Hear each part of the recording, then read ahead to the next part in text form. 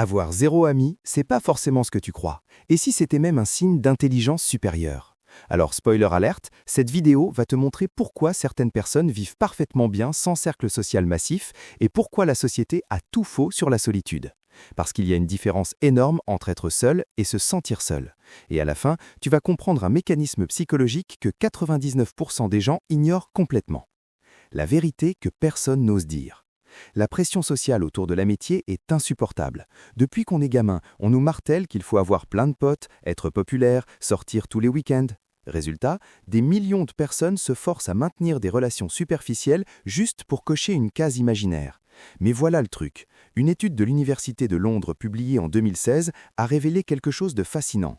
Les chercheurs ont analysé 15 000 personnes et ont découvert que les individus avec un QI plus élevé ressentent moins le besoin d'interactions sociales fréquentes.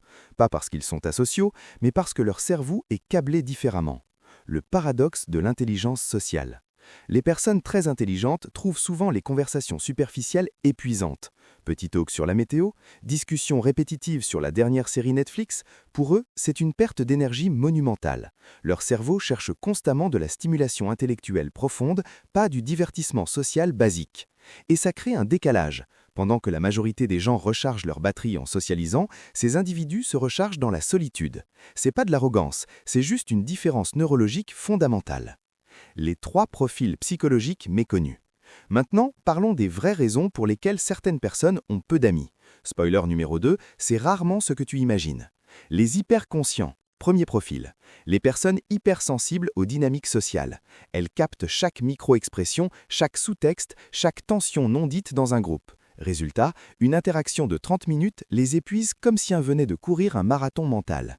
Ces personnes voient les jeux de pouvoir, les manipulations subtiles, les faux semblants. Et franchement, après avoir vu tout ça, difficile de vouloir multiplier les interactions.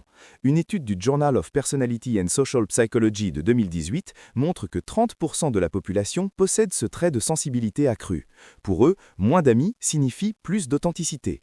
Les sélectifs stratégiques. Deuxième profil, ceux qui appliquent le principe de Pareto aux relations humaines.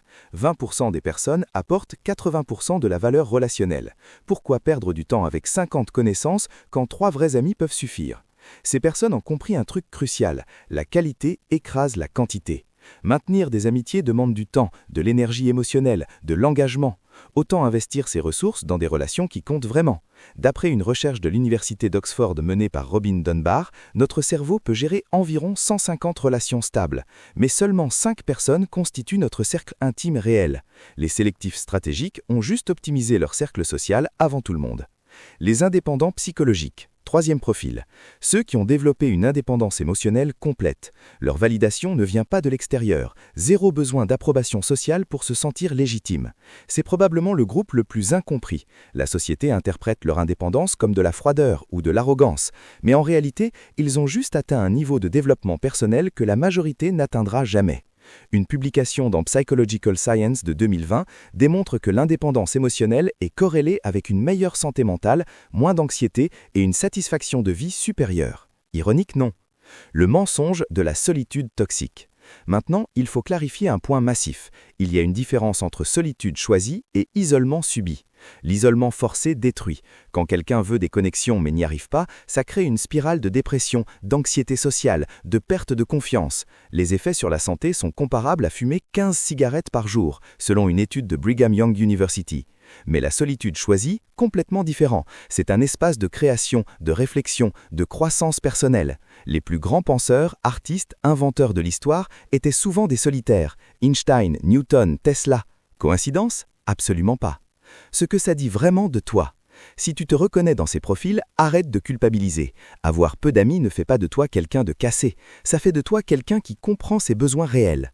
Le vrai courage, c'est pas de suivre le troupeau, c'est d'assumer ton mode de fonctionnement unique, même si ça dérange les normes sociales. Parce qu'au final, personne d'autre que toi ne vivra ta vie.